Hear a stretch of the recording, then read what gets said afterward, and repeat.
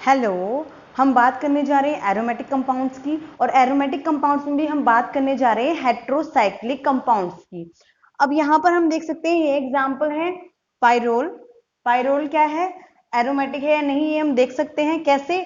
यहाँ पर अगर हम देखें तो ये सब क्या है, साइक्लिक है। ये रिंग जो है साइक्लिक है। इसके अलावा क्या है, ऑल्टरनेट पोजिशन पर आप देख सकते हैं 1 2 3 यानी तीनों पोजीशन पर यहाँ पर क्या है, कॉन्जुगेशन है।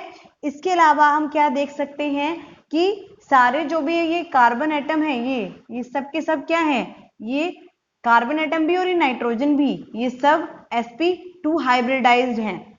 ओके, और ये वाला जो लोन पेयर ऑफ इलेक्ट्रॉन है नाइट्रोजन का, क्योंकि ये किसमें इन्वॉल्व है, कॉन्जुगेशन में इन्वॉल्व है, इसी की वजह से क्या हुआ है, ऑल्टरनेट पोजीशन पर यहाँ पर हम देख सकते हैं कॉन्जुगेशन है। ओके, इसके अलावा यानी कि यहाँ पर 6 पाई इलेक्ट्रॉन हो गए, साइक्लिक हो गया, कॉन्जुगेटेड हो गया, सारे जो भी एटम्स हैं रिंग के वो sp2 हाइब्रिडाइज्ड हैं। और ये क्योंकि 6 पाई इलेक्ट्रॉन है तो हकल रूल को भी फॉलो करेगा, यानी 4n+2 पाई इलेक्ट्रॉन रूल को भी फॉलो करेगा। तो ये क्या हो गया, पाइरोल एरोमेटिक हो गया, ये भी क्या हो गया, एरोमेटिक हो गया। ओके, ऐसे ही फ्यूरान, फ्यूरान भी क्या है, रिंग साइक्लिक है, ऑल्टरनेट पोजीशन पर क्या है, कॉन्जुगेशन है। यहां पर आप देख सकते हैं ये वाले जो लोन पेयर ऑफ इलेक्ट्रॉन है ऑक्सीजन के, ये कॉन्जुगेशन में इन्वॉल्व्ड हैं। लेकिन जो ये वाले लोन पेयर ऑफ इलेक्ट्रॉन है इसको हम हाइब्रिडाइजेशन में काउंट करेंगे, इसको हम कॉन्जुगेशन में इन्वॉल्व नहीं करेंगे। तो ये भी sp2 हाइब्रिडाइज हो गया, इस वजह से 1 2 एंड 3 क्या हो गया, लोन पेयर की वजह से 3 हो गया हाइब्रिडाइजेशन, यानी कि sp2, ये वाला कार्बन भी क्या हो जाएगा, sp2 हाइब्रिडाइज है, यानी ये कार्बन भी क्या हो गए, sp2 हाइब्रिडाइज हो गए। यानी कि रिंग क्या है, हाइब्रिडाइजेशन की वजह से क्या है, प्लेनर है, साइक्लिक, कॉन्जुगेशन, प्लेनर। और क्योंकि 6 पाई इलेक्ट्रॉन हो गए, 2 इस पाई बॉन्ड के, 2 इस पाई बॉन्ड के और 2 इलेक्ट्रॉन ये हो गए लोन पेयर के, तो टोटल कितने इलेक्ट्रॉन हो गए, 6 पाई इलेक्ट्रॉन, यानी ये भी हक्कल रूल को फॉलो कर रहा है। तो फ्यूरान भी क्या हो गया, एरोमेटिक कंपाउंड हो गया। ऐसे ही थायोफीन में देखते हैं, थायोफीन में भी सिमिलरली ऑक्सीजन की तरह यहाँ पर जो ये 2 लोन पेयर ऑफ इलेक्ट्रॉन है ये कॉन्जुगेशन में इन्वॉल्व है और ये वाले हाइब्रिडाइजेशन में इन्वॉल्व है। इसकी वजह से इसका हाइब्रिडाइजेशन sp2 हो गया, साइक्लिक है, ऑल्टरनेट पोजीशन पर पाई बॉन्ड है, यानी कॉन्जुगेशन भी है, sp2 हाइब्रिडाइज्ड है each atom of the ring, तो इसकी वजह से ये क्या हो गया, प्लेनर भी हो गया। और क्योंकि 6 पाई इलेक्ट्रॉन हो गए तो ये भी हक्कल रूल को फॉलो कर रहा है, तो ये भी क्या हो गया, एरोमेटिक हो गया। अब हम बात करते हैं पायरिडीन की। पायरिडीन में भी क्या होता है, साइक्लिक है, ठीक है, क्योंकि रिंग क्लोज है। इसके अलावा ऑल्टरनेट पोजीशन पर पाई बॉन्ड है, यानी कॉन्जुगेशन है ऑल्टरनेट पोजीशन पर। इसके अलावा अगर हम हाइब्रिडाइजेशन देखते हैं तो सबका जो सारे एटम का रिंग के हाइब्रिडाइजेशन आएगा sp2, यानी कि रिंग प्लेनर भी है। इसके अलावा इसमें 6 पाई इलेक्ट्रॉन है, 2 2 एंड 2 यानी 6, क्योंकि ये वाला जो लोन पेयर ऑफ इलेक्ट्रॉन है नाइट्रोजन का वो किस में इन्वॉल्व नहीं है, कॉन्जुगेशन में इन्वॉल्व नहीं है, ये हाइब्रिडाइजेशन में काउंट होता है। तो ये नाइट्रोजन भी sp2 हाइब्रिडाइज हो गया, 6 पाई इलेक्ट्रॉन हो गए, हक्कल रूल को फॉलो कर रहा है, इसलिए कंपाउंड क्या हो गया, एरोमेटिक हो गया।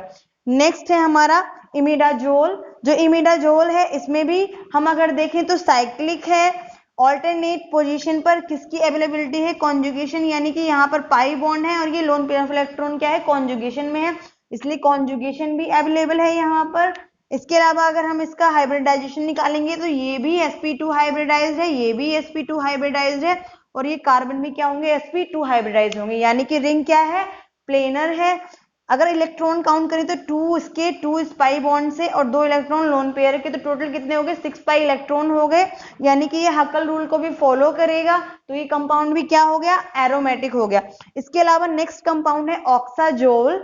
ऑक्साजोल की अगर हम बात करें तो यहाँ पर भी रिंग साइक्लिक है, यानी कि रिंग है। इसके अलावा ऑल्टरनेट पोजिशन पर क्या है, कॉन्जुगेशन है, यानी यहाँ पर ये 2 पाई बॉन्ड और ये वाले ऑक्सीजन का क्या है, lone pair of electron conjugation में है, इसका मतलब कॉन्जुगेशन भी अवेलेबल है। इसके अलावा हम बात करें तो प्लेनैरिटी की, तो ये वाले जो लोन पेयर ऑफ इलेक्ट्रॉन है ये हाइब्रिडाइजेशन में इन्वॉल्व है, यानी कि इसका नाइट्रोजन का हाइब्रिडाइजेशन क्या हो गया, sp2, और ऑक्सीजन का भी ये वाला जो है ये हाइब्रिडाइजेशन में इन्वॉल्व है, इसलिए ये भी क्या हो गया ऑक्सीजन यहाँ पर sp2, और कार्बन तो sp2 हाइब्रिडाइज है ही जब हम देखेंगे तो इसके अलावा इसमें इलेक्ट्रॉन कितने हो गए, 2 पाई इलेक्ट्रॉन, 2 इसके 4 और 2 ये लोन पेयर, यानी कि 6 पाई इलेक्ट्रॉन्स हो गए। तो यानी कि हकल रूल को भी ये फॉलो कर रहा है, इसलिए ऑक्साजोल क्या हो जाएगा, ये भी क्या हो जाएगा एरोमेटिक, क्योंकि एरोमेटिक कंपाउंड्स की सारी कंडीशन फॉलो कर रहा है। नेक्स्ट पे आते हैं, नेक्स्ट है हमारा पायरिमिडीन।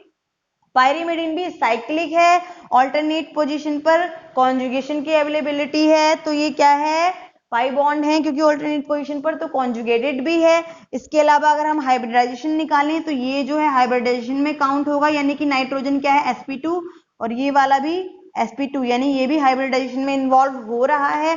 तो सारे जो भी रिंग के एटम्स हैं वो sp2 हाइब्रिडाइज्ड हैं।